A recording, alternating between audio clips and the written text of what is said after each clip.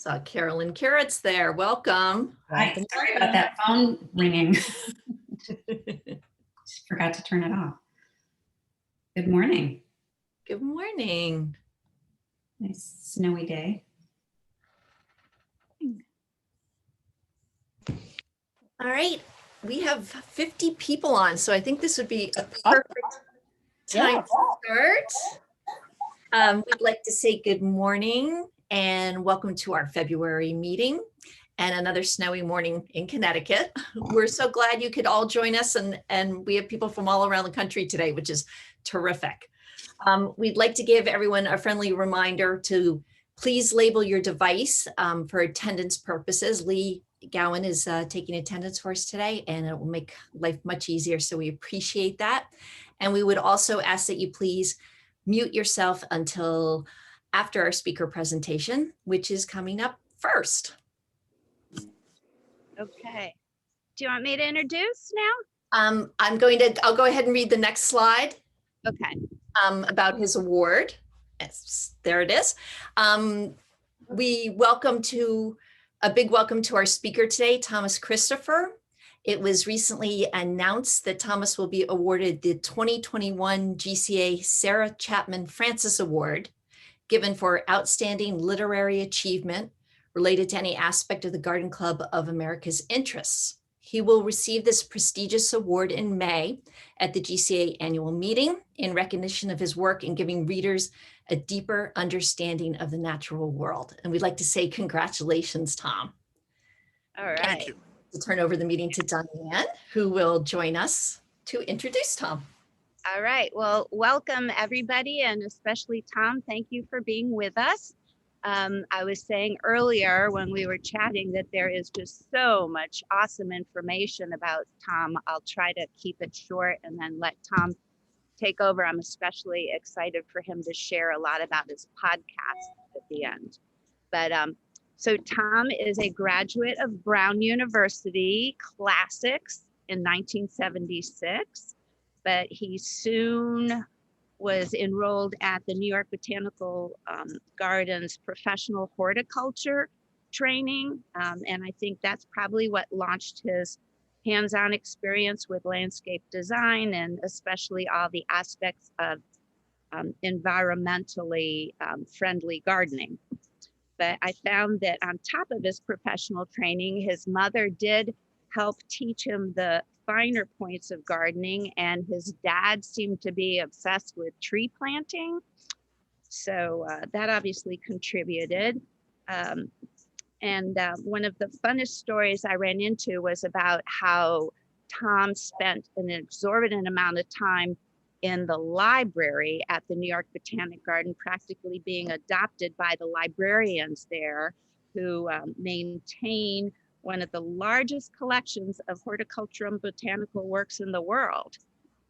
Then he mostly, I would say, Tom, you've been a horticultural journalist for more than 35 years, a prolific writer on especially the environmental impacts of gardening. So I'll let you now share with us how we can learn to work with nature instead of against it, making our gardening easier, more rewarding, and more environmentally beneficial. Welcome. Thank you. Let me turn on my screen sharing, and let's see. There we go. That's better. Okay, well, I wanted to thank you for inviting me this morning. I know that people from all over, so some of you are in good gardening habitats at the moment, but I am not. I'm in Connecticut looking at snow outside the window. So it's a good day for me to sit inside and think about gardens and talk about gardens, and that's what we're going to do. In particular, we're going to talk today about a new way to relate to plants. So it's based on an experience I had. Well, I'd been building up towards it for a long time. I'd always been interested in the environmental aspects of gardening. My wife is an environmental scientist, so I got a lot of information and influence from her on that score. But then I formed a partnership to write a book with Larry Weiner. And some of you may know who Larry is. He's a very eminent landscape designer who specializes in what he calls ecological gardening. And he and I wrote a book together called Garden Revolution, which I believe it's really fair to call his way of gardening and the ones we worked on together revolutionary. And that's what I'm going to talk about today. But it's, as I say, it's a new way to relate to plants. It builds on things that good gardeners like yourselves have always done, but it takes us a step or two farther, I think. And the effect of this is profound. As I said, it's not an exaggeration, I think, to call it a garden revolution. And that's the gist of this book. And the gardening method is that by learning about ecology, how plants and animals relate to each other in a natural setting, you can understand how to make your garden work with the natural dynamics of the site. And the result is going to be not only a garden with a special kind of beauty and one that's healthier for the environment, but one that's much easier to manage and maintain. Because if you're working with nature instead of against it, you've got a powerful ally. And it's the last point, caring for your garden in an ecologically sound way, that I'm going to focus on today. So I thought I'd start with this first slide. And I imagine some of you probably recognize this flower. It's a cardinal flower, Lobelia cardinalis. This is, it's generally described in gardening books as a short-lived perennial. In other words, it's a plant that doesn't persist very long in the garden. Cradle it next to my bed. But I thought that was. I think somebody needs to mute. Anyway, it's generally described in gardening books as a short-lived perennial. In other words, a plant that doesn't persist long in the garden. And that's true if you treat it in the conventional gardening way, but it can be quite persistent if you take the time to understand its ecology. Now, this photograph is one that Larry Weiner took while he was on a horseback ride in Cape May, New Jersey years ago. He was riding through a moist woods and he came to a blowdown, a place where a storm had toppled a tree and the tree's roots had ripped up free from the ground and the top had come down, and that achieved two things. It achieved what ecologists would call a disturbance. It stirred up the soil and it opened up the tree canopy to let in more light. Well, what was the effect of that? Well, the cardinal flowers sprang up in response and started blooming like crazy. Now, why is that? Well, it's because cardinal flower, the seeds had been dormant all through the woods for a long time, just waiting for an opportunity to grow. And cardinal flower is what's described as a pioneer plant. That means it's one of the first plants to come in when there is a disturbance. It's sort of a natural patch or band-aid, the plant that forms on the landscape when there's a disturbance and holds the soil until more durable and more persistent plants come in. So it's naturally programmed to sort of grow up fast and last just a couple of years, which is what the experience is that people have in the garden most of the time. Let's see if I can get I'm having problems with, okay, there we go. So this is a cardinal flower in another residential garden, and it persists here. Why does it persist here? Because if you know that it needs disturbance, you can provide disturbance. The gardener here takes a rake and scratches up the soil around these cardinal flowers when they come into seed in the summertime. So the seed falls down to the ground on the disturbed soil, and it thinks it's back in the raking opens up the canopy a little bit, so it thinks it's back in the woods, and it thinks it's getting the signal to go ahead and bloom. And the seedlings come up and make new plants. So it's still not, individually speaking, it's not a persistent plant. Any individual plant doesn't last more than a couple of years, but the population, if you provide the disturbance it needs, is persistent. And this comes up year after year in the garden, and the gardener gets to enjoy the cardinal flower And the cardinal flower, of course, appreciates the efforts of the gardener and responds with all this beautiful red flowers. This is a view of Larry Wiener's back terrace in his house. And he planted cardinal flower on a bank, which he had disturbed by removing some English ivy, which is an invasive plant, of course, and kind of dull. It's a good evergreen, but kind of dull. Anyway, he tore out the ivy and planted cardinal flower, and it behaved as a pioneer plant does. It came in thick and fast and gave him this display. But Larry wanted to spread the flower more and keep it persistent. So what he did was he picked a seed stalk. You can see it right in the middle there. And he laid it down on a bit of bare earth at the edge of the flagstones of his terrace. And the seed liked the moist soil and exposure and the lack of competition. So he got just the one plant there, you can see, but it dropped seeds and they washed into the cracks all over the terrace. And as a result, he got this. So you can see this is a flower that's criticized for not being persistent, but it's certainly persisting and spreading in Larry's terrace. In fact, the problem here is not one of keeping the cardinal flower alive, but it's of editing out enough cardinal flowers out that the terrace can still be used. I love that picture. Gives you an idea of what you can do. And this is nature just working for itself. Larry didn't have to plant any of those flowers except for the first ones. I thought I'd move from talking about the ecology of cardinal flowers, talking to a broader ecology. Now, a lot of you probably have much more finished gardens, but this kind of landscaping will also, the dynamics still apply to more finished gardens. So what I'm going to be talking about is still relevant to what you do. It's just going to be applied a little bit differently. But this is a meadow. And one thing you notice in this meadow is the diversity of the plants. They're tall plants, they're short plants, they're bushy plants, they're creeping plants, all growing in together. And this is ideal. Now, why is it ideal? Well, in ecology, ecologists speak about something called niches, ecological niches. And ecological niches are opportunities for growth.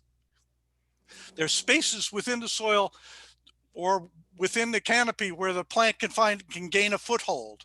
And the weeds are great opportunists, and they always look for empty niches. So if you leave niches empty in your landscape, you'll have weeds coming in all the time and invasive plants.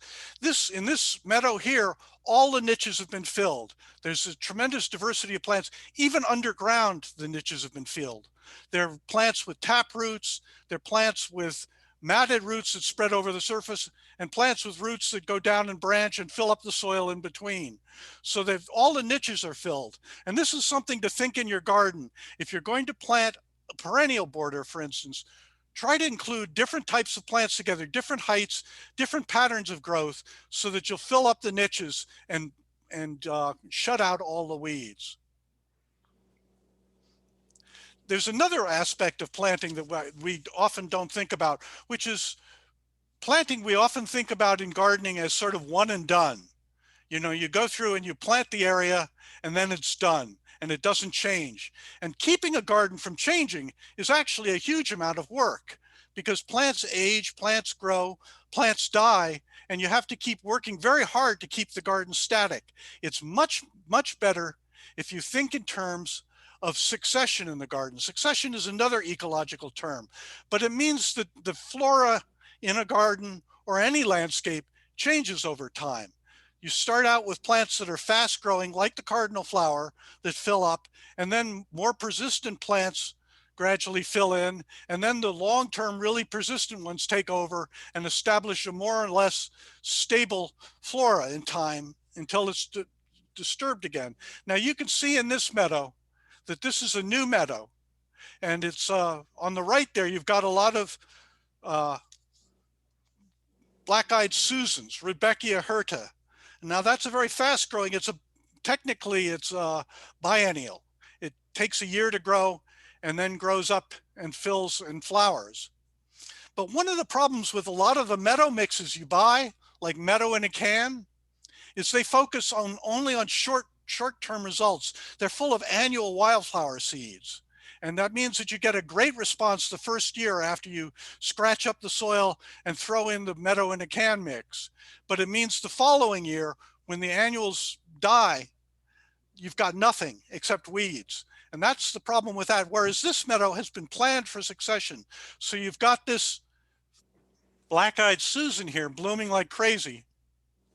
But here's the following year. You see hardly any black-eyed Susans. But what you do see are purple coneflowers, Echinacea purpurea, which is taking over and filling in as a more durable perennial, and it's filling in as the fast-growing plants fade. I'm going to use another example of planning for succession. This is a border where the landscaper wanted to use this bottle brush buckeye, Aesculus parviflora, the white flowered shrub, to fill the border. But to fill the border quickly, you could, I suppose, plant the bottle brush buckeye all close together, cheek by jowl, but then they'd crowd each other. So instead, the landscaper here left the plants apart far enough that they could reach their mature size without crowding each other, and instead planted around, so that there wouldn't be weeds and so that there'd be a show right away, planted around with herbaceous plants, perennials, annuals, and biennials as a sort of living mulch, something that would come in fast, give you flowers while the bottle brush buckeye filled in, and then you'd get that. You can see the bottle brush buckeye already starting to fill in there, and it's starting to crowd out the living mulch. But the living mulch is still hanging onto the corners where the bottle brush buckeye hasn't filled in and keeping out the weeds. And here you have it when it's really kind of finally mature.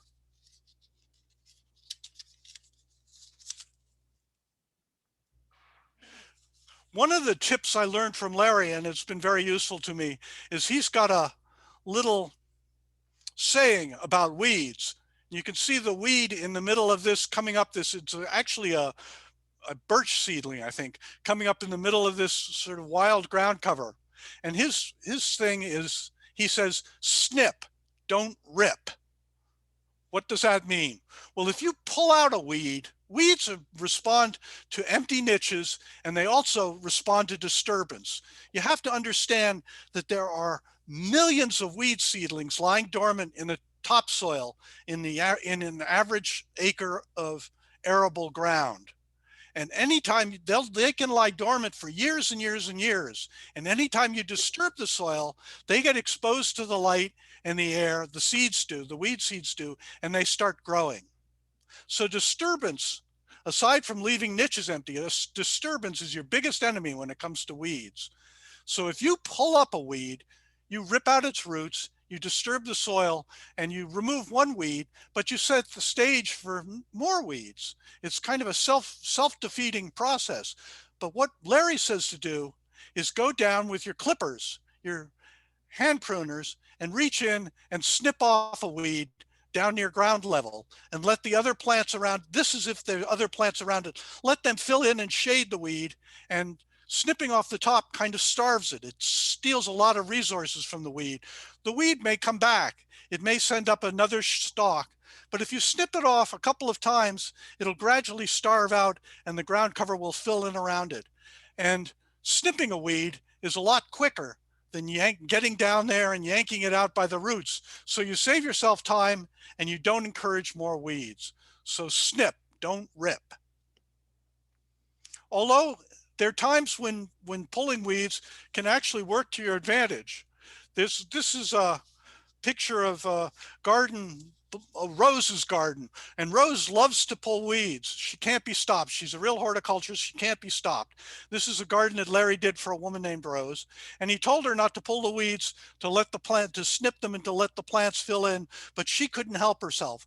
But one of the interesting things is that after enough time of pulling weeds, there were plants that were seeding in all the time, and they gradually took over what's called the seed bank in the soil. They filled up the soil. So you can see here that she's got foam flowers and alum root, eucharis, and they're sort of engulfed by blossoms of foxglove beard tongue, Penstemon digitalis, and red columbine. And the latter in particular, those two plants are short-lived, but very prolific. They have an ecological strategy that they survive by growing up fast and spreading a lot of seeds around. And the seeds can lie dormant like weed seeds for a long time, waiting for an opportunity to grow. So now they've filled up the whole seed bank. And when Rose pulls out weeds, she gradually makes opportunities for the columbines to come in. She planted none of those columbines. There was a columbine growing on an adjacent rock outcrop, which is sort of more of a natural habitat for columbines. And it dropped its seeds into the garden and they spread through the garden. So the garden has kind of replanted itself. That's, by the way, I'm going to talk a little bit more about volunteers in a bit of time, but volunteers are a great asset to the gardener, and you want to be on the lookout for volunteers all the time, seedlings that come up without being planted. Anyway, there's of course the use of ground covers, and this is, if you use native ground covers, they'll not only suppress the weeds, but they'll do good things for pollinators and native insects, which are the base of the food chain for things like birds. So if you want birds in your garden, you've got to be good to the pollinators, you've got to be good to the insects. And here's a native ground cover. This is called golden groundsel, Pachyra aurea, that has been planted through the woods and allowed to fill in and crowd out the weeds. But it also nurtures all kinds of insects and caterpillars that the birds eat. This is another strategy that you can use. It's using a, excuse me a moment. It's using a kind of thuggish native plant to crowd out invasives. If you've got an area where the invasives have taken over at the edge of a woodland or edge of a meadow, well, you can use this staghorn sumac, Rus typhina, to help crowd out the invasive plants. Use it as an ally, and use it as you can use plants with different, you wouldn't want to use an aggressive plant like that right next to your house, but it can be very useful at the edge of a landscape where it'll keep invasives at bay. And here's another sumac, incidentally, which I wasn't aware of so much. It's a vigorous spreader. It's called fragrance sumac, Rus aromatica, and this is a cultivar called Grollo, which doesn't get very high, and it's a great ground cover to stabilize and cover a bank. One of the things you want to do in favoring one plant over another is figure out what the differences are between the plant and then exploit them. Now here's a rather weedy selection of the ground layer. Is actually a kind of pretty plant. It's called Canada Mayflower. It's a spring wildflower, Mayanthemum canadensis. But it's been thoroughly infested here by brambles, by blackberry brambles. But the difference here is in the height of the plants. So how can you use the difference in the height of the plants to favor one and discourage the other? Well, in this case, you can go through with a weed whacker and cut off the brambles and keep snipping them back and cut it right above the mayflower so you don't injure the mayflower and just injure the bramble. And that over time will give an advantage to the mayflower. And here's the same scene of a rather wider shot after a couple of years of differential cutting. So you've got a solid sheet of mayflower there in the edge of the woods there. And the brambles have been gradually beaten back. This is a landscape that Larry, and I was involved with this, did in Dutchess County, New York. And this is all gray dogwood, a native plant, but it's very aggressive. And it had filled in this whole landscape. And the owners wanted to have views and they wanted to have a meadow. So what would you do?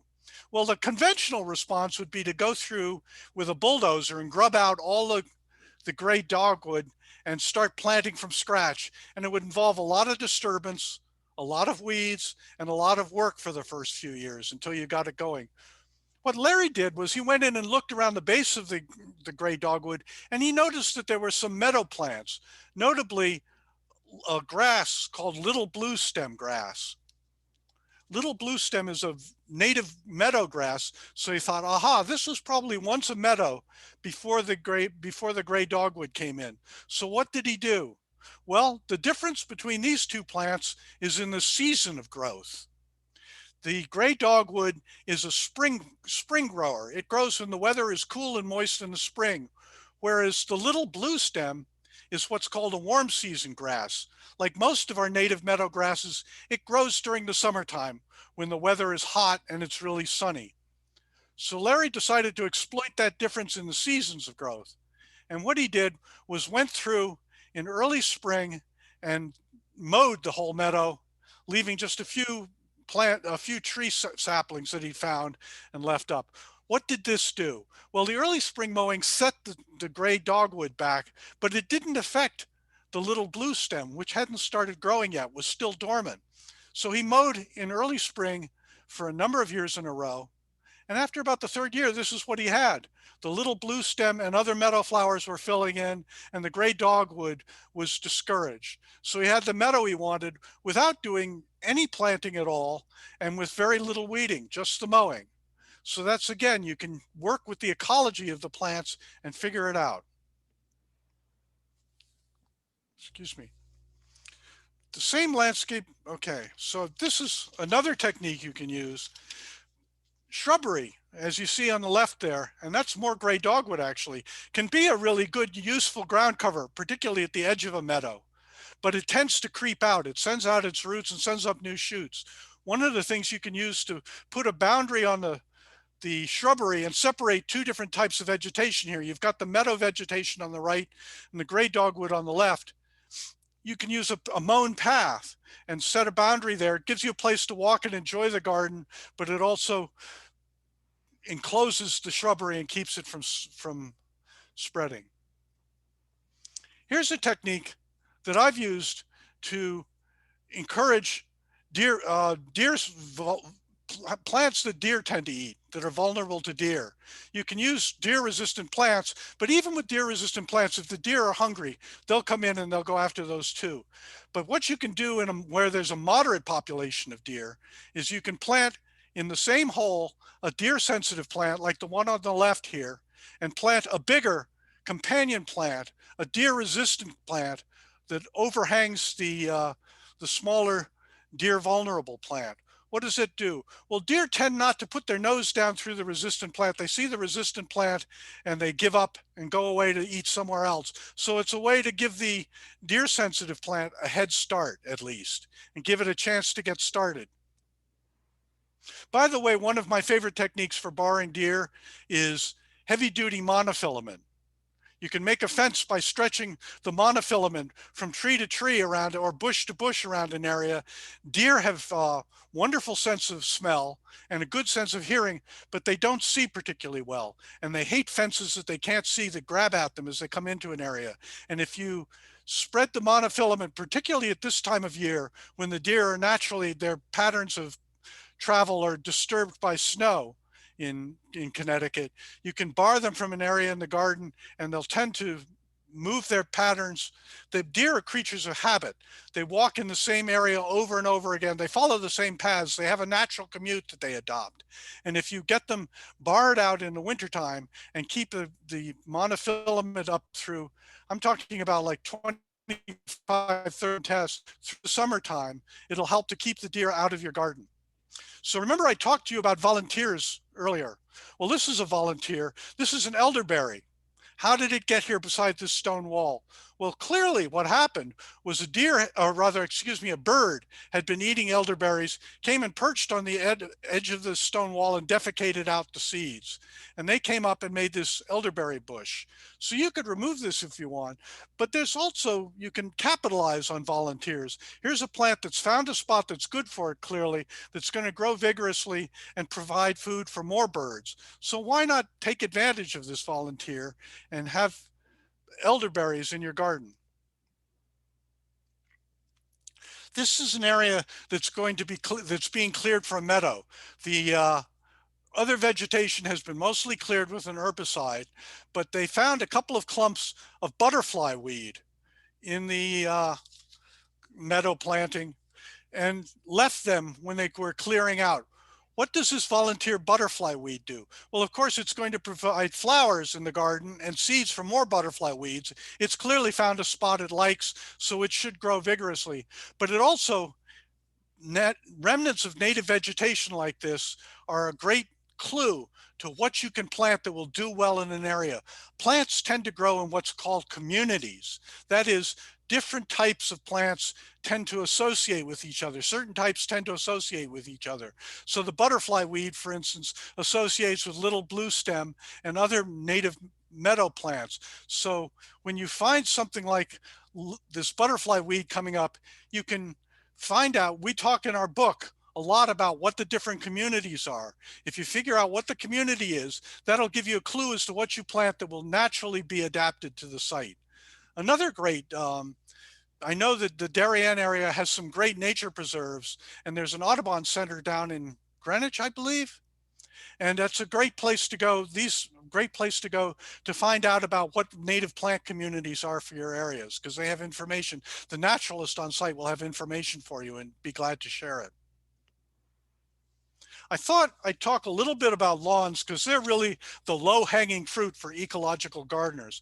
This is a picture I found in an old lawn manual at the New York Botanical Garden Library. When I got interested in lawns, I thought, I wonder what people did before there were all the chemicals and all the machinery. So I went back to lawn maintenance manuals from the turn of the 20th century. And this is a photograph from one of them called A Well-Mown Lawn.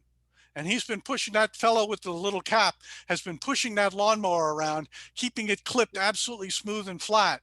And this is obviously a very high maintenance lawn. That's no accident, by the way. Lawns started out not only inadvertently high maintenance, but deliberately high maintenance in Europe. They were something that the wealthy could grow around their house that poor people couldn't afford. And it was a way of showing off how wealthy you were, sort of like driving a big luxurious car. You could show that you could afford to have some guy in a cap push the lawnmower around all day. But it means that when we transplanted them to the United States, we brought along the maintenance with them. Of course, this is a more modern lawn. See all the stripes? By the way, there are books. I've seen books, whole books about how to create stripes on your lawn, patterns of stripes. These are very popular with a certain type of groundskeeper. But this is what I would call a habitat for machines. It's been leveled out so that the tractor mower can get through easily, and the planting has been banned to little tiny islands next to the house. And it's all been planned for the convenience of the machine. There's really very little to serve as,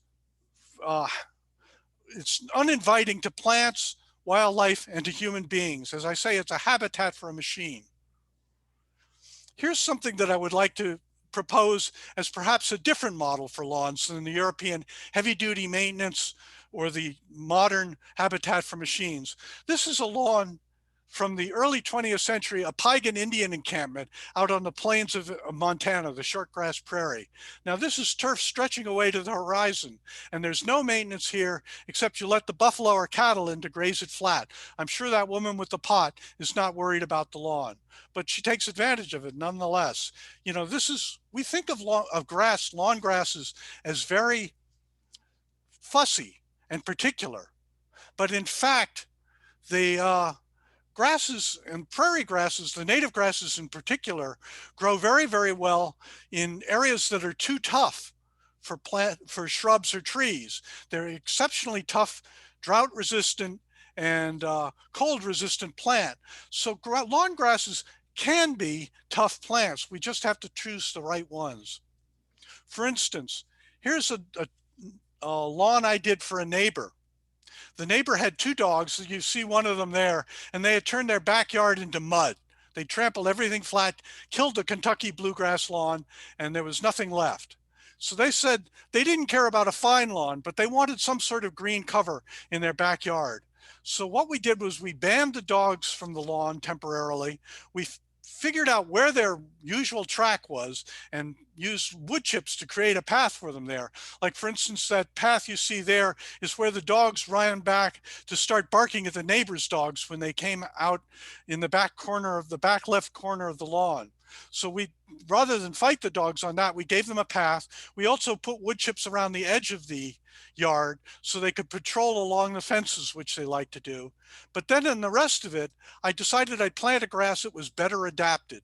What did I do? Well, I wanted something that was deep rooted, that was drought tolerant, because I knew these people weren't going to irrigate, that was weed resistant, and that could stand the salt in the dog's urine. What I looked for was a turf type tall fescue. That's often used for sports lawns in southern New England and in Connecticut. It's a very tough grass. It's not as fine textured as Kentucky bluegrass, but it's much tougher. It's deeper rooted, which makes it both drought tolerant because it can access more natural moisture in the soil, and it also makes it more resistant to the pounding of the dog's feet.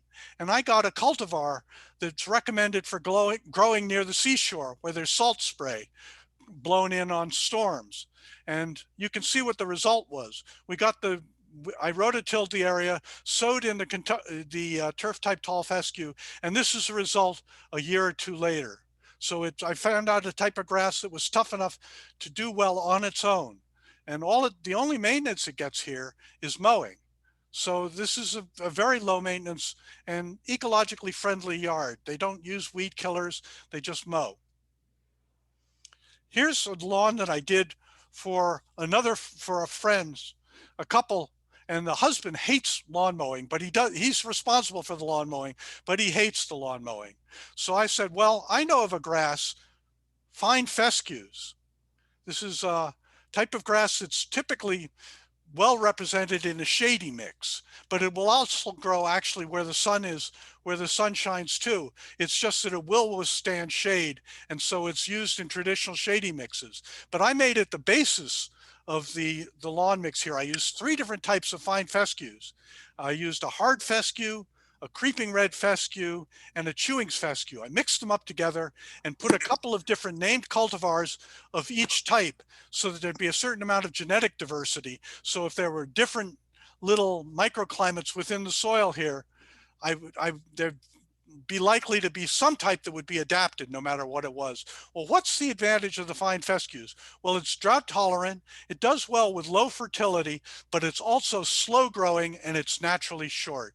It gets about, 6 to 10 inches tall and then stops growing. So you can have a fine fescue lawn, and my friend here, this is a picture of their lawn a year. By the way, when you reseed a lawn, you want to do it in late summer, early fall. People think early spring is the time to seed a lawn.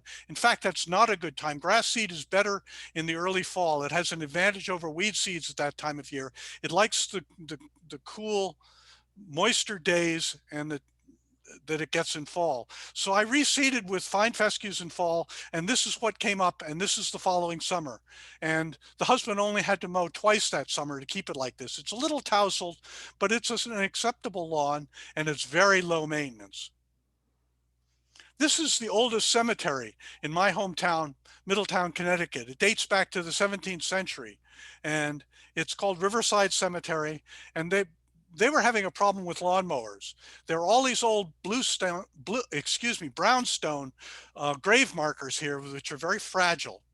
And the lawnmowers were bumping into them and taking chips out of the stone. And just the vibration from the big machines they bought in was causing the ground to settle on the old graves and the stones to tip over. So they wanted to do less mowing. Well, this is what happened when I stopped mowing for a couple of weeks. So there were vigorous grasses that came up very fast.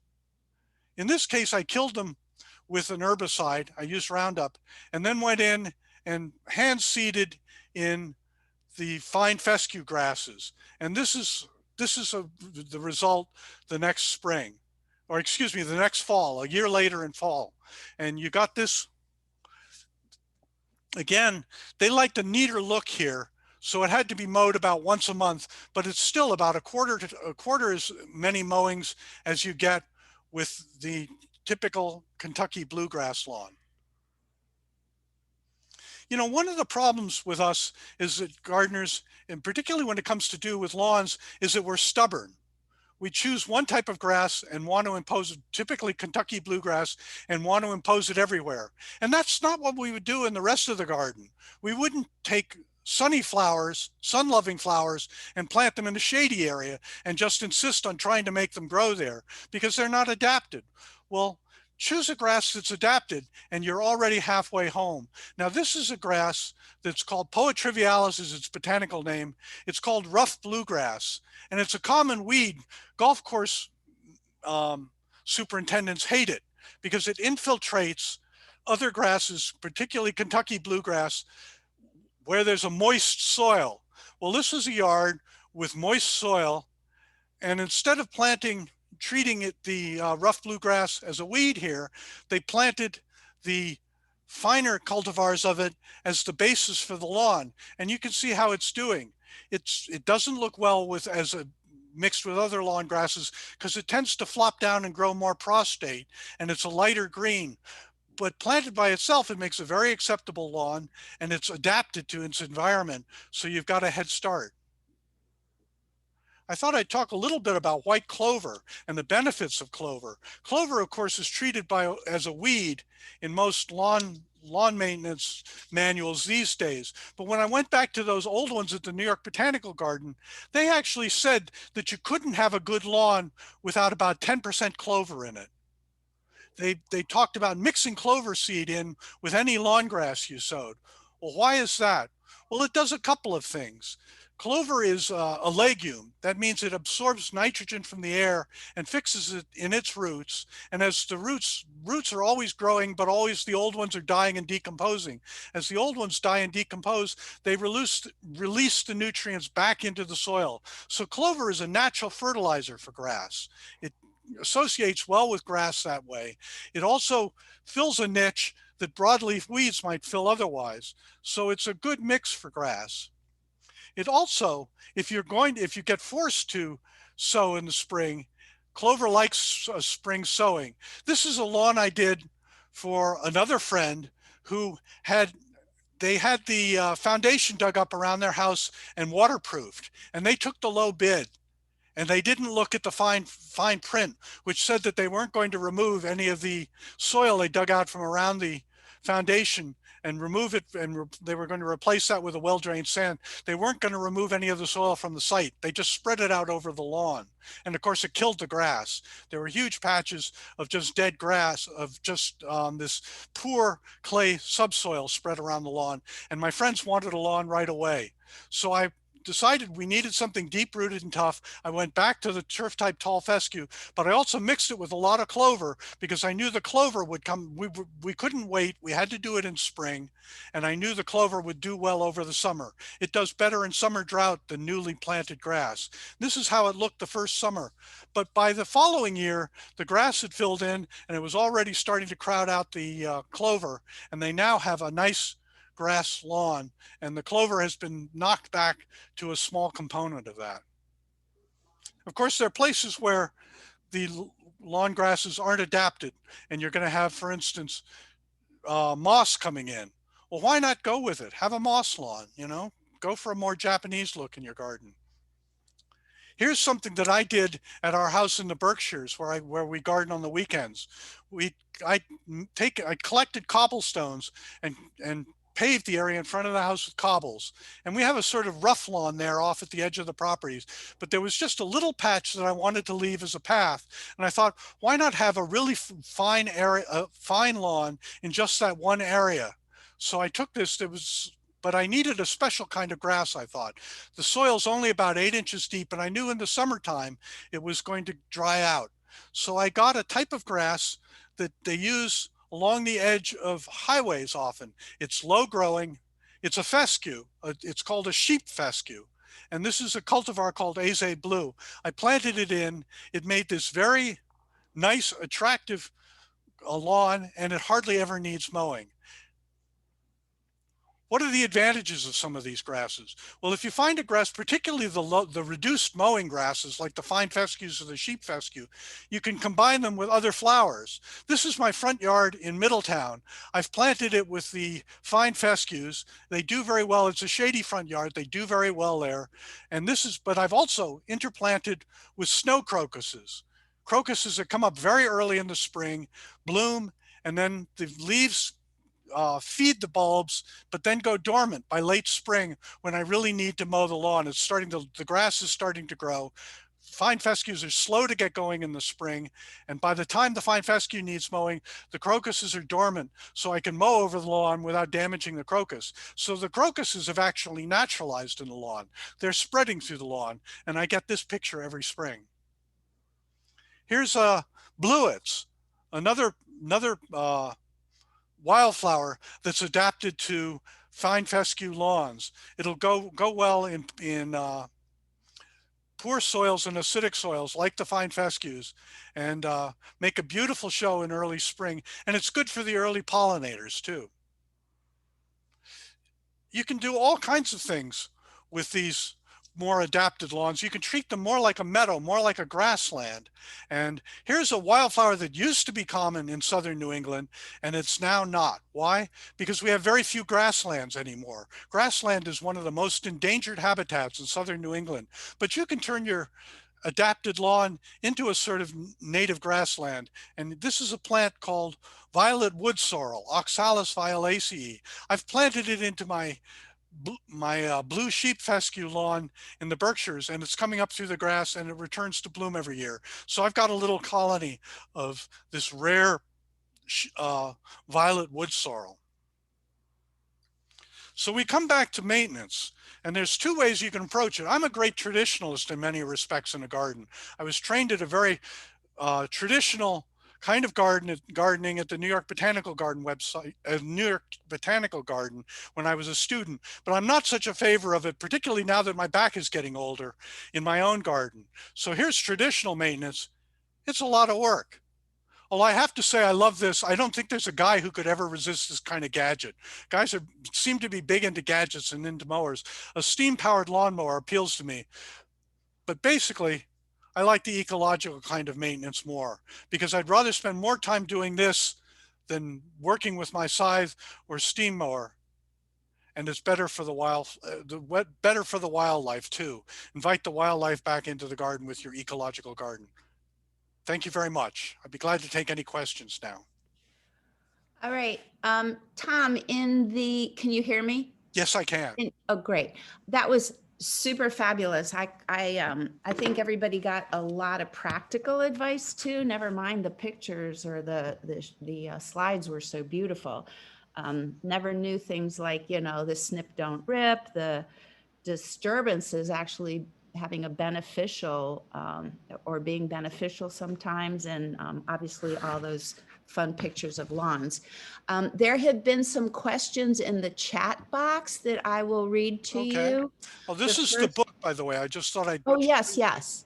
And yeah, everybody take note. I didn't contact Barrett Bookstore directly. Obviously, they would love to have the business of getting it for you, but as Larry has, get it from Amazon too. So exactly. And this is my And then podcast. you'll tell us, yeah, I'll tell you later about that. Can you actually explain how to go about that? Do you just? Yeah, it's a funny little thing. It took me a little bit of time, but it's pretty easy. What it is you just go on to you search on the internet for Growing Greener, Thomas Christopher, or you can just go straight to the website, my website, thomaschristophergardens.com, and you'll see this leaf with Growing Greener on it. If you just put your cursor on it and click on it, it will open up, take you to the website page, and there's all kinds of things there's the different weeks, the different podcasts, and you just click on a little arrow or on the side of the podcast, and it turns it on automatically. So you have different titles? Yes, every week I have a different title of Growing Greener. Oh, that's fabulous. Well, thank you. One of the first questions that came up when you were showing that how on deer resistance, how you were showing a good combination of that you could combine deer sensitive, resistant combinations. What in particular would you suggest planting? Well, a lot of the ornamental grasses the deer don't favor. Grasses are kind of a last resort.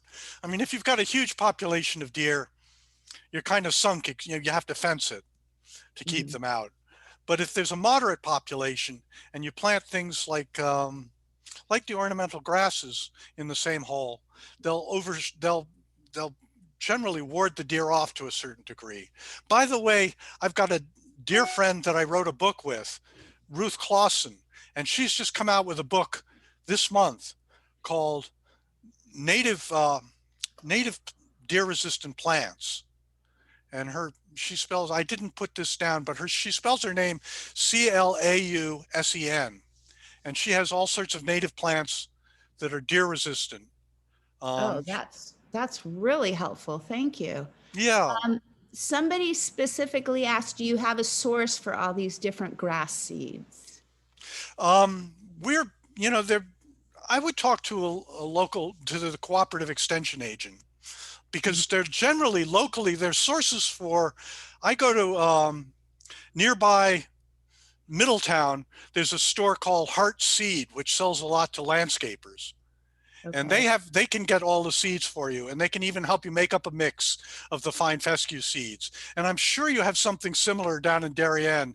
And if you ask the cooperative, I know there's something in Bridgeport, for instance. I know there's a friend of mine who landscapes down in that area, uses a seed, but there's generally a seed supply place for landscapers. And if you ask the cooperative extension agent, they can steer you to that. There are also some online. There's I think there's one called Seed Store. And if you just Google things like fine fescue seed online, they'll ship it to you. I used to get them shipments of the seed, and they actually shipped for free. They were located up in Buffalo, New York. And remind us the name of the place in Middletown you started mentioning. Yeah, it's Charles Hart, H-A-R-T, Okay. Seed. And they're one of the oldest seed companies in Connecticut, I think. And they still sell all different types of grass seeds and flower seeds and landscaping supplies. Well, that sounds like a good road trip for us. Yeah, yeah. Do other people have questions? Can you pipe in, unmute yourselves? Maybe. Okay. Or right in the chat. Sure, go ahead. When you do these meadows, and especially the ones that have dogs around, do these people experience a lot more ticks? The taller meadows, you have to watch for ticks. You want to stay on the mown path during tick season. That's true. The tall fescue lawns you can mow, so they're not there, and even the fine fescue lawns don't get really deep. And I haven't heard complaints about ticks involved with those. Okay, thanks. But yeah, no, that's always a concern for sure, unfortunately. Well, it's been great. If nobody has another question, we'll let you go. There's been 60 of us, Tom. We've all enjoyed this a lot, and thank you for making this happen. It was a fabulously educational and easy to follow presentation. Well, good. And if you want to get, sort of free updates, I've had lots of interesting guests. I've had Douglas Tallamy on. I'm going to have the Vice President for Horticulture at the New York Botanical Garden on the podcast soon. So just Google Growing Greener. Oh my gosh. Thomas that's Christopher, and great. it'll take you. Yeah, it's really fun and it's free. Yeah, that's crazy. How can you beat that? Okay. All right. Well, all the best, everybody. Oh, yeah, or to Tom, I guess we're going to continue with our meeting. So you're excused. Oh, okay, thank you very much. I'll follow up with you. Okay, bye-bye. Thanks, bye-bye. Oh, thanks so much, Diane, and thank you, Tom. We thoroughly enjoyed all your insights. That was terrific, and we are so glad he was able to join us, and we'll all be able to see him accept his award in May at the annual meeting, which will be great. Now, as Diane said, we're going to move on to our actual meeting part. First up is Blooming Bucks. We want to remind everyone that Brent and Becky's summer flowering catalog is now available. Please log on to bloomingbucks.com and support the Garden Club of Darien when ordering your favorites. To designate our club, you can simply click on the name in the drop-down menu, or if you phone in, you can mention GCD. And a portion of each sale will be redirected to the Garden Club of Darien. And we'd still like to thank Irene Milkmore for initiating this fundraising directive, which will continue all year. So thanks again, Irene. And get some bulbs because there's still snow outside. We have an important Garden Club of Darien date change, which is the May program speaker and membership meeting has moved to Tuesday, May 18th, to allow our members to attend both the GCA virtual annual meeting, which will be held May 10th through 12th, and then attend our monthly meeting, which is the following week now on the 18th. It'll be a fun and busy month, so we hope you will all mark your calendars accordingly. We have some more dates. Tonight at 7 o'clock, Perennial Planters Garden Club will be hosting a Zoom presentation on Zero Waste Project with Kevin Boudris, who's an attorney with the Rhode Island Conservation Law Foundation. This is a very timely and topical presentation, given the problems all states are currently facing. If you're interested, please go to www.perennialplanters.org and click on the More tab, which is on the right-hand side, to access the free Zoom link. And this Thursday night at 7 o'clock, Darien Library and the Barrett Bookstore are looking forward to a night of conversation via Zoom with gardening experts, authors Paige Dickey and Margaret Roach. Paige and Margaret will discuss their passion for gardening and share how they found their green thumbs. This one you do need to register for in advance, so please go to www.darienlibrary.org and click on the events page to sign up. Some GCA important dates we'd like to pass on.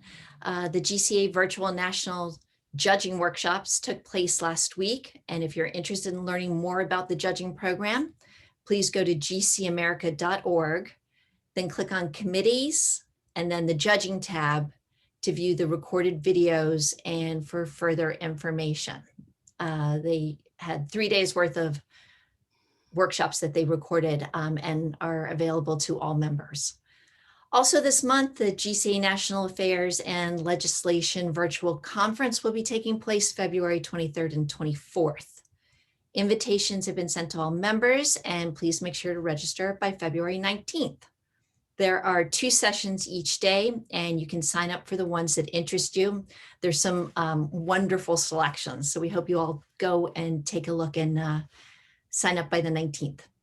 And we would like to thank our delegates, Iris Mix, Ginger Morgan, and Juliet Kane for representing our club at the conference.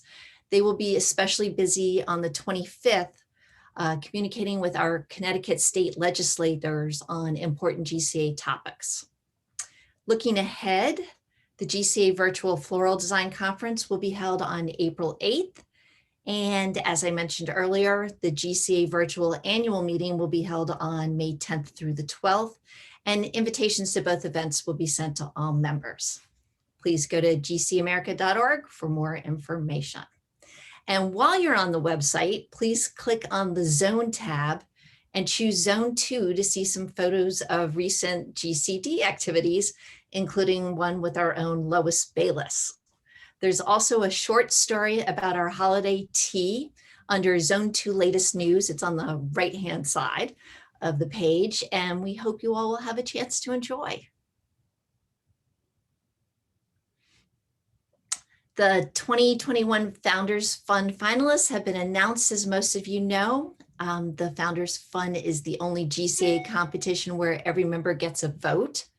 We will send a ballot to all to determine our club's winner and ask that you return it to us by Friday, March 12th. Information on voting will be detailed in the ballot email. All clubs cast one ballot, and the Founders Fund winner will be announced at the GCA virtual annual meeting in May. And now, with brief introductions of the 3 finalists, I would like to turn the meeting over to Betsy. Good morning, everyone. I'm going to go through the finalists. Our first finalist is Rhododendron Glen, healing a historic stream and engaging all ages in urban water ecology. Once vibrant, Rhododendron Glen in Seattle's Olmsted Brothers designed Washington Park Arboretum has deteriorated and eroded invasive choke ravine. GCA's founders, excuse me, technical, GCA's Founders Fund grant will help halt siltation, rejuvenate plantings, add an accessible loop trail, and beautify the stream as it descends to a pond bordering Azalea Way, the Arboretum's most iconic attraction. Visitors young and old will learn how watercourse restoration improves habitat for the Pacific Northwest's most endangered species, orca whales and wild salmon. This project is proposed by Seattle Gardens Club Zone 12. Our second finalist is Houston Hospice, Family Terrace and Commemorative Garden.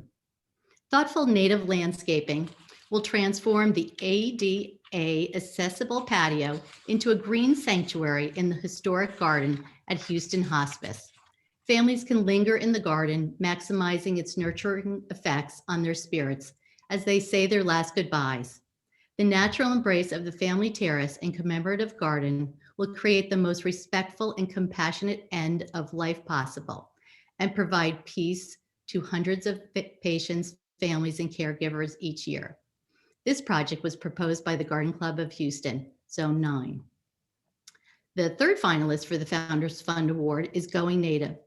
The Vadner Park Civic Project, a public-private partnership, transforms forgotten lands into an oasis of native plantings. Inspired by GCA medalist Doug Tallamy, the Garden Club of Halifax Country, in partnership with the city of Ormond Beach, is going native with transforming an invasive, overgrown park into a beautiful native plant oasis. Opportunities abound for education on the vital link between native plants to birds, insects, pollinators, water conservation, even withstanding hurricanes. Vadner Park shall be one of a very few exclusively native parks in the state of Florida. This project was proposed by the Garden Club of Halifax Country, Zone 9. As Tracy mentioned, please revisit the GCA website to review these proposals in greater detail. This is just a little synopsis of them. Shortly, you'll be receiving an email enabling you to cast your vote for your favorite. Let's move on to committee reports with Pleasure Through Plants to start. Lisa and Beth? Hi there. Am I on? Yeah. Yeah. Hi there, everybody. We had great 2 projects this month. Both, well, one's being delivered today and the other one was last week. We had to do a little change because of the weather, but they're so happy with our wonderful projects and thrilled, and we are going to do the same thing next month. Wonderful. Thank you, Lisa. Sure. Let's go to provisional. Susan and Leslie. Good morning, everyone. Just very quick report on provisionals. We had a lovely Zoom last night. It was great to catch up and get together via Zoom. We talked about all the things that we've been working on, plus some possibilities for spring. We're trying to generate some fun activities for the spring, including maybe a walk through the Mather Meadow, doing some educational things here and there. We have plans to order the rain barrel for the Mather Center. We connected with the Eagle Scout who's doing some bee stuff over at Mather. So that's kind of fun because we definitely want to, if we can, promote plantings of pollinators going forth with the assistance of some of the people that we've been working with. So anyway, yeah, we developed our Mather plant list. Hopefully we can put that up on their website. We'll be ordering the signs shortly for the plantings. We've been talking about the clerking schedule and all the changes there. And hopefully we're going to participate in some of the upcoming activities. And that's about it. Thank you so much. Wonderful. Thank you, Susan. Let's go to membership. Angela, Mary, and Margaret. Hi, all. I'm assuming that I'm telling you all about our provisional class for next year. We have 7 new women that will hopefully be joining us. Their names are Susan Ballard, proposed by Danielle Granith, Denise Cara, proposed by Ali Callan, Madeline Triche, proposed by Carolyn Langelier, Natalie Tallis, proposed by Leslie Pennington, Julie Murphy, proposed by Leslie Sanderson, Kelly Stewart, proposed by Holly Friend, and Carolyn Kieritz, proposed by Lisa Von Stupenagel. To all of you, thank you very much for putting all this together, and for all of the people who are writing letters for them, they are all due on March 1st. I don't think there's anything else. Mary Margaret, anything else I'm supposed to say? Nothing on my end. Okay, thank you. Same here, nothing here. Thank you very much. Sounds like a great class coming up. Let's go into photography. Amy and Betsy. Sure. Good morning, everyone. Unfortunately, Betsy couldn't be here this morning. She is on the GCA Botanical Arts Committee and is working on a deadline. So that's why Betsy's not here. We had planned a manipulated photography competition for today. We had the judges all set. We had at least 6 entries, which is great.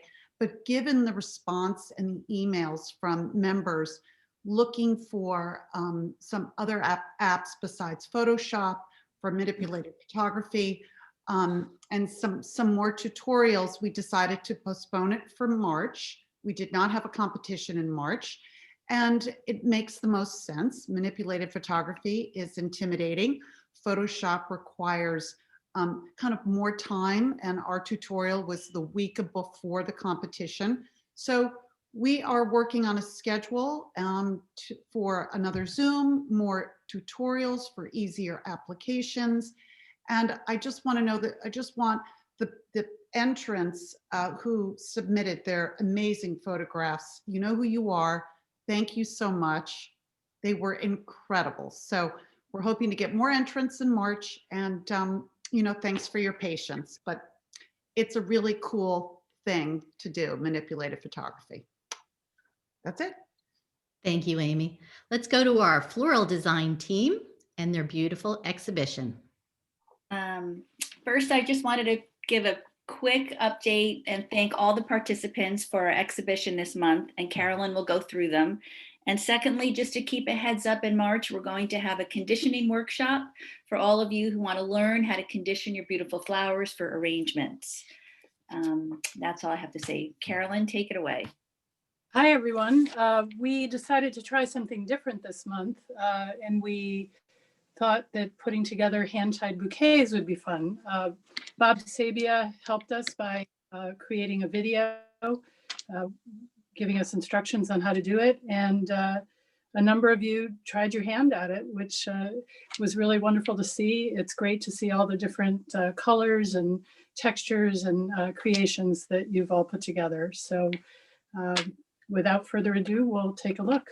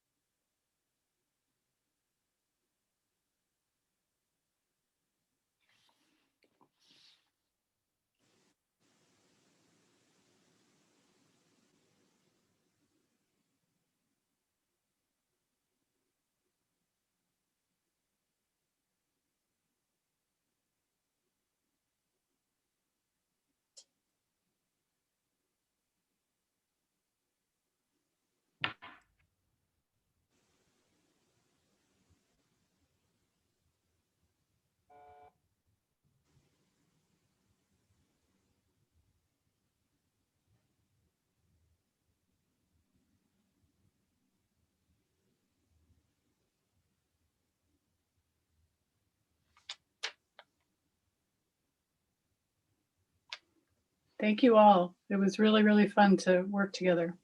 We had over, yes, thank you all. It was great, great participation. Thank you to all the exhibitors. Let's go to our floral design minute with Lee Gowan, Ginger Morgan, and Diane Schlinker. Hi, good morning, everybody. Ginger, Diane, and I are going to be discussing color in floral design. That was a perfect segue going from the hand-tied flower arrangements.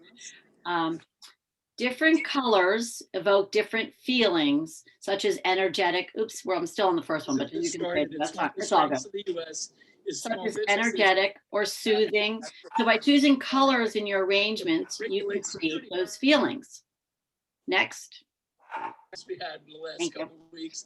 The color wheel is a chart representing the relationship between colors. It was invented in 1666 by Isaac Newton, who mapped the spectrum of colors into a circle. There are 12 main colors on the color wheel, which are divided into primary, secondary, and tertiary. Primary colors are colors that can't be created by mixing other colors. There are 3 primary colors, as you probably all know. Secondary colors are created by mixing 2 primary colors, and there are only 3 secondary colors on the color wheel. And intermediate or tertiary colors are colors that are created by mixing a secondary color and a primary color. And there are 6 tertiary colors in the color wheel. Next, sorry. Complementary colors are colors that are directly opposite each other on the color wheel, and they work very well together in designing your floral arrangements. Next. For example, blue complements orange and green complements red. And as you can see, when you use complementary colors in your arrangements, the colors pop. Next. And then analogous colors are colors that are next to each other. And monochromatic is a single color. So think of monochromatic as the family of colors. You might have tints, which are more or less. You might have shades or tones, but you stick with one color and it makes it very easy on the eye. Next. Analogous colors are the friends. They're the ones that are next to each other. You might have cool colors such as green, blue, and violet. These are reminiscent of the earth, the water, and the trees, and most people find them soothing, versus colors such as the oranges, which are yellow, orange, and red, and these are more warm colors. They are more reminiscent of sunlight and are very energetic. Next. Cool color arrangements, as I said, bring soothing. They're often let the world around them be speaking instead. Next. Where neutral colors are an absence of color. So you can just go with white and green, and most people find this very soothing. You can put anything around it. Versus, next. Warm colors. These are energetic. They speak for themselves. They bring the sunlight into your home or arrangements. So think about colors when you go to do your flower arrangement. Decide whether you want to add energy or soothing. Play with analogous colors that are next to each other or the monochromatic altogether, and have some fun with flowers. We certainly have with color. Thank you. Thank you, Ginger, Lee, and Diane. Next up, we have our conservation report. Cheryl Lincoln, Kathy Logier, Lee Gowan, Elaine Pizzarelli, and Julia Kane. Hi again. We're going to be talking about the Garden Club's position paper on clean water. Next. We're going to focus on 3 things: water pollution reduction and what specifically as individuals we can do, ecosystem protection, and how our actions directly impact both clean water and water usage and waste. And finally, human health, how pollutants impact us. And in addition, we will be posting a quiz on clean water on the GCD website. And the first person to get all the answers right is going to win a free compost kit. So look for an e-blast immediately following this meeting, or go to the homepage of the GCD website and have some fun and test your knowledge. Good luck. Good morning. In order to reduce pollutants in our water, let's just review first where they come from. There are 2 main sources: point sources, which is on the right-hand side of the slide, and that is a very specific point, like pipes that dump directly into a river, or oil tanker that spill directly into the ocean, and non-point sources, which are a combination of different pollutants from several sources: golf courses, farms, parking lots, construction sites, gardens, and lawns. They make their way into the runoffs and eventually into our water. Next slide.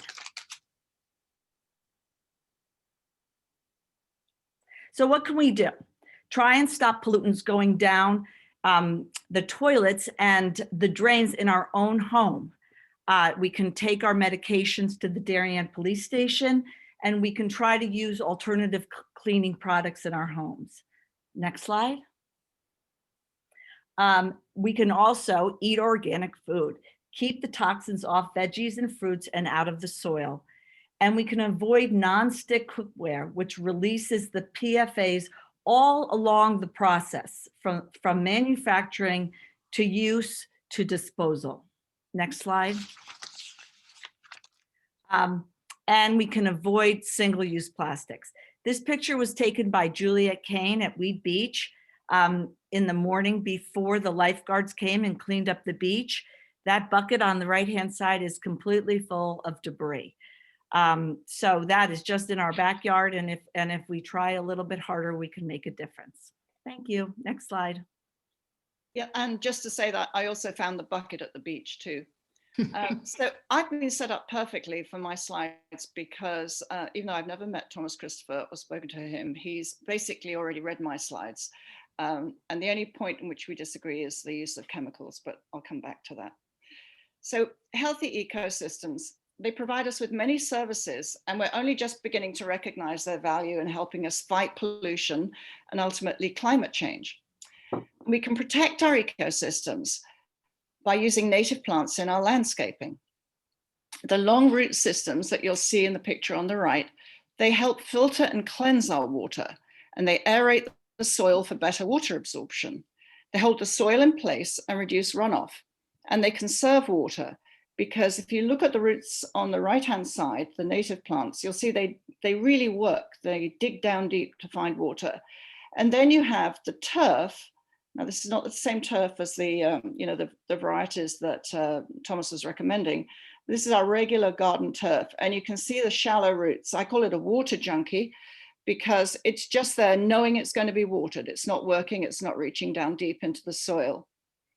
The other benefit of the native plants is they don't require any kind of synthetic chemicals, fertilizers or pesticides.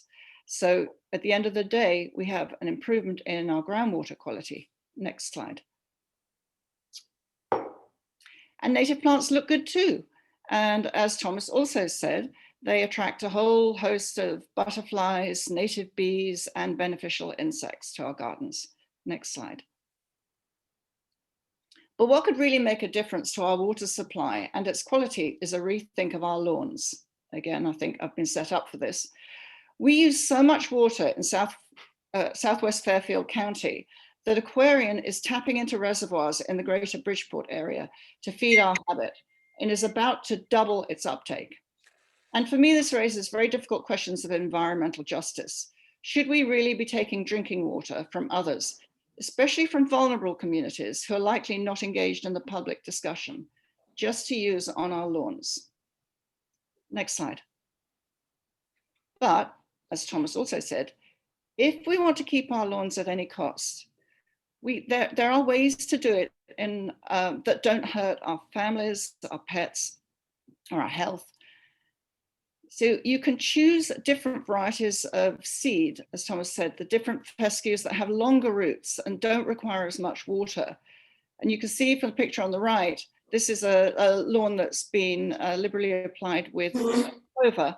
And clover is the nitrogen fixing solution. That means you really don't need chemicals because you have all the nitrogen you need being put back into the soil by the clover.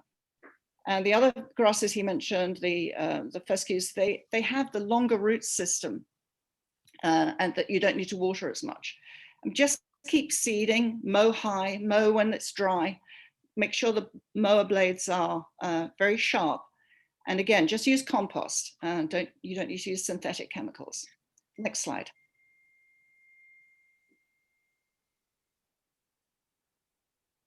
Kathy? Sorry. That's all right. Hi, everyone. Many of the chemicals that we've been talking about, unfortunately, leach into our groundwater and are harmful to our health. And one of the chemicals that affects us directly and has been in the news on both the state and federal level is chlorpyrifos, which is a pesticide used on most of our staple crops in the US, as well as on our golf courses. and it keeps the golf courses lush and green. So there is a bill before the Connecticut legislature to ban chlorpyrifos in our state, but unfortunately it was tabled in 2019 due to heavy lobbying by the Connecticut Farm Bureau. So what can we do locally? As I think Cheryl mentioned, buying organic fruits and vegetables whenever it's possible. And if you're a golfer, you should definitely be aware of the use of chlorpyrifos in your environment. Remove your golf shoes before you go inside your home and try and shower afterwards. And I've listed some of the pending actions on both the state and federal levels on this slide. And so you guys can follow up on that. And now Iris will fill you in, excuse me, on the upcoming NAL conference that pertains to our water presentation. Thank you. Hi, everybody. As was mentioned on an earlier slide, the GCA has their National Affairs and Legislative Conference, NAL. It's on February 23rd and February 25th. And the last day to register is February 19th. I think this is going to be a really wonderful and very interesting educational conference. It's all about climate change and the solutions. So I know 2.5 days is a long time for anybody to give up. So if you go into the GCA website, you can drill down and find the summary events. And so you can pick the day and the different times for things that are of interest to you or things you feel like you might want to learn more about. I would recommend going on that. And there's going to be some really good speakers, and they're current. There are a lot of the people who are speaking have helped work on the current administration's climate action plan. So that will give us a good view of what could happen going forward. On the last day, it's going to be about current issues by state. And so with Juliet, and we are working on how to do that because it's kind of a whole new thing being virtual. But hopefully we can get y'all involved and we can figure out a way for you to send questions about things that you might have an interest on as we talk to our actual legislators. The one thing I want to leave you with is if you look on the thing, there's a great quote that they're using as part of this, the marketing of this. It's a quote by Jane Goodall, and it says, "What you do makes a difference, and you have to decide what kind of difference you want to make." And so I think this conference can help you learn and understand things that will help us all make a difference. Thank you. Wonderful. Thank you, Iris and team, for your thoughtful, very thoughtful presentation. It was wonderful. Next, we're going to go back to Juliet for horticulture and the park competition awards. Yeah, thank you. Patty's away today, so I'm covering. Well, thanks to everyone who came out in the cold for the February hawk competitions. So in the park competitions, as you'll see, we had three blue ribbons, and the first prize went to Susan Dullop for her 11-year-old mistletoe fig ficus tree. And Carolyn Langelier received also first for her Thanksgiving cactus, and Debbie McLean for her symmetrical and well-grown begonia. Next slide. And the second awards went to Amy Fraser, Susan Dolp, and Patty. And third prize went to Ginger Morgan. And then I think we have the results. Next slide. Yeah, for the cuttings competition from the September propagation workshop.